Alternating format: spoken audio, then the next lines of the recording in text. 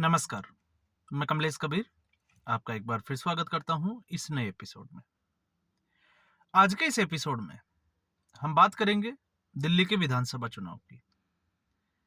अरविंद केजरीवाल जो हर राज्य में आपने देखा, पंजाब में, हरियाणा में, राजस्थान में, जब भी किसी राज्य में चुनाव प्रचार के लिए जाता था तो वो एक गारंटी लेता था और लिख कर देता था कि यहां पर जो है वो कांग्रेस पार्टी हारेगी, बीजेपी हारेगी या फिर आम आदमी पार्टी जीतेगी या नहीं जीतेगी। लेकिन इस बार दिल्ली में जो है वो दाव उल्टा पड़ता हुआ नजर आ रहा है। इस बार भारतीय जनता पार्टी के नई दिल्ली के उम्मीदवार जो अरविंद केजरीवाल के सामने चुनाव लड़ रहे हैं, प्रवेश वर्मा, और वो लिखकर दे रहे हैं कि अरविंद केजरीवाल चुनाव हार रहे हैं नई दिल्ली की सीट से। और वो ये भी बता रहे हैं कि चुनाव में जो केजरीवाल की हार का जो मार्जिन होगा वो लगभग 20,000 वोटों के आसपास होगा। अब हम इसकी जो है सत्यता का हम ये सत्यता तो नहीं कह सकते, लेकिन हम इसका जो है वो आकलन जरूर कर सकते हैं। एक सी वोटर की एक सर्वे रिपोर्ट, यशवंत देशमुख, आप लोग सभी जानते ही हो, ओपिनियन पोल भी करते हैं, एग्जिट पोल भी करते हैं, और उन्होंने जो है वो एक ट्रैकर रिकॉर्ड, जिसको हम कहें तो हम इसको ऐसे समझ सकते हैं कि दिल्ली की जनता, क्योंकि इस स्थिति में अभी अगर हम मतदाता का मूड पढ़ने की कोशिश करेंगे और उससे हम ये आकलन करें तो हम ये तो कह सकते हैं कि जो है वो सीटें बढ़ रही है या सीटें कम हो रही है, लेकिन एग्जैक्ट ये नहीं कह सकते कि मतदाता जो है वो किस तरफ जा रहा है और मुद्दा क्या है। क्योंकि जैसे जैसे चुनाव आगे बढ़ेगा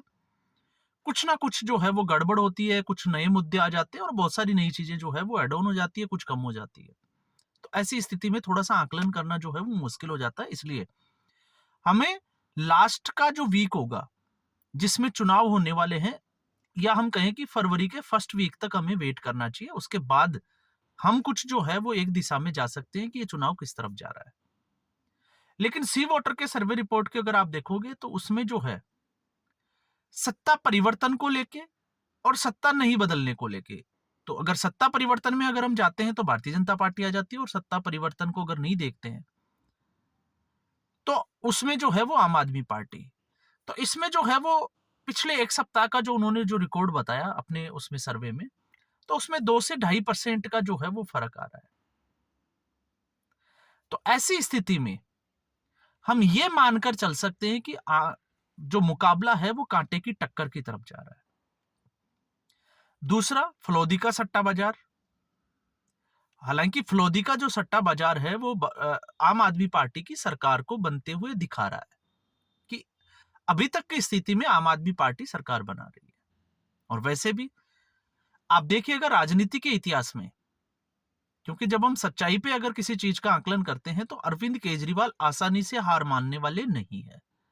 और आपने देखा जिस तरीके से बीजेपी का संकल्प पत्र आया है उसके बाद में एक के बाद एक जो है वो अरविंद केजरीवाल पासा फेंकते जा रहे हैं। आज भी अरविंद केजरीवाल ने नरेंद्र मोदी को प्रधानमंत्री के तौर पे एक चिट्ठी लिखी है कि आप हमें जमीन दीजिए, मकान हम बनवा कर देंगे झुग्गी जो झोपड़ियों वाले लोग हैं उनको। तो इस बार जो दिल्ली की जो राजनीति है वो झुग्गी झोपड़ियों के आसपास जो है वो आकर रुक जाती है, क्योंकि सबसे ज्यादा मतदाता वो मिडिल क्लास या फिर उसके अगर हम देखते हैं तो लोअर क्लास के लोग, और उनको अगर बिजली पानी और जैसे कुछ मुफ्त में सुविधाएं मिल जाती है तो उनके लिए जो है वो एक बहुत बड़ी बात हो जाती है। तो ऐसी स्थिति में, और दूसरा जिस तरीके से अरविंद केजरीवाल ने कल भी एक दाव खेला था पूर्वांचली, क्योंकि पूर्वांचली जब आके रहते हैं दिल्ली में तो दिल्ली में उनको किराए के घर पे रहने के लिए,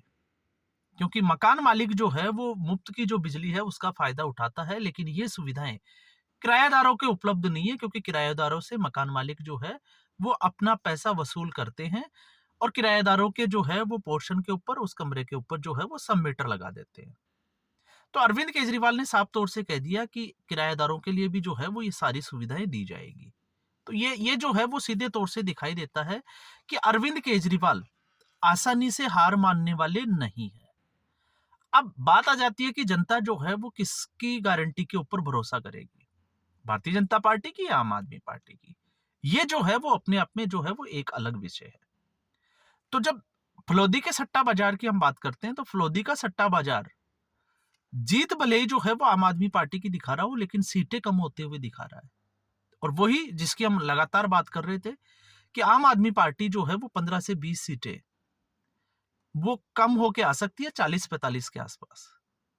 और भारतीय जनता पार्टी 25 सीटों के आसपास रह सकती है। तो ये तो हम मान के चलते हैं कि भारतीय जनता पार्टी जो है वो दिल्ली में आम आदमी पार्टी के साथ में कड़ी टक्कर में है अब तक की स्थिति में, और अब तक की जो सर्वे रिपोर्ट जो एजेंसियों की कहती है हम उसका आकलन कर रहे हैं। अब हम आ जाते हैं दूसरी जगह पे, अरविंद केजरीवाल की नई दिल्ली की सीट पे। कांग्रेस पार्टी में भले ही चाहे हम राहुल गांधी की बात करें या और किसी की बात करें, तो ऐसी स्थिति में जिस तरीके से चुनाव लड़ना चाहिए थे अभी तक उस स्थिति में आए नहीं है। अब जाके बिगुल बजा है, और खबर यह है कि अब अरविंद केजरीवाल उन सीटों के ऊपर जो है वो दिल्ली में यात्रा, पैदल यात्रा निकालने जा रहे हैं या पैदल यात्रा करने जा रहे हैं जिनमें कांग्रेस पार्टी जीत सकती है। अब आप इसको जो है वो आसानी से समझ सकते हैं कि ऐसी कौन सी सीटें होगी, तो ऐसी वही सीटें होगी जहां पर मुस्लिम बाहुल्य क्षेत्र है।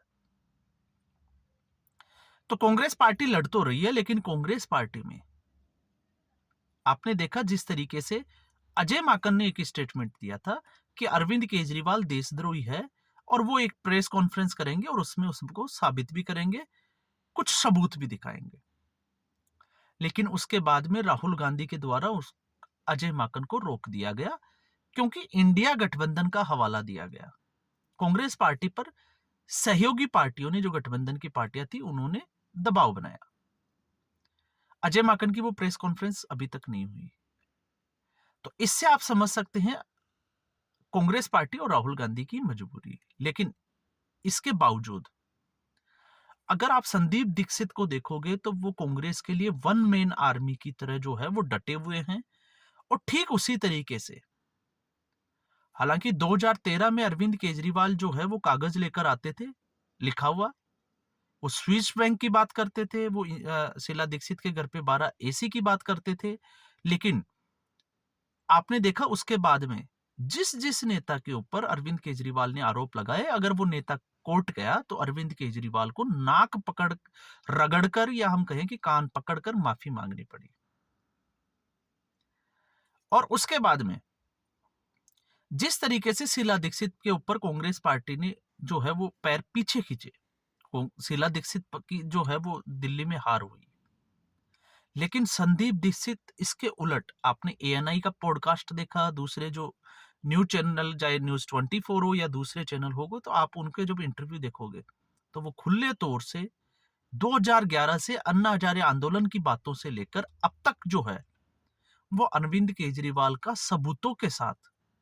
यहां पे मैं कहूंगा लगातार जो है वो अरविंद केजरीवाल के ऊपर हमलावर है, अब चाहे कांग्रेस पार्टी का दूसरा नेता जो है वो उनका साथ दे या नहीं दे। तो संदीप दीक्षित ने इस चुनाव को, हालांकि देर आए दुरुस्त आए, हम ये कह सकते हैं, हम ये भी कह सकते हैं कि कांग्रेस पार्टी एक ही सीट पर मजबूती से लड़ रही है, लेकिन एक नरेटिव बनाने में संदीप दीक्षित जो है वो कामयाब होते हुए नजर आ रहे हैं कि वो अपनी मां का जो अपमान किया था अरविंद केजरीवाल ने झूठ बोलकर,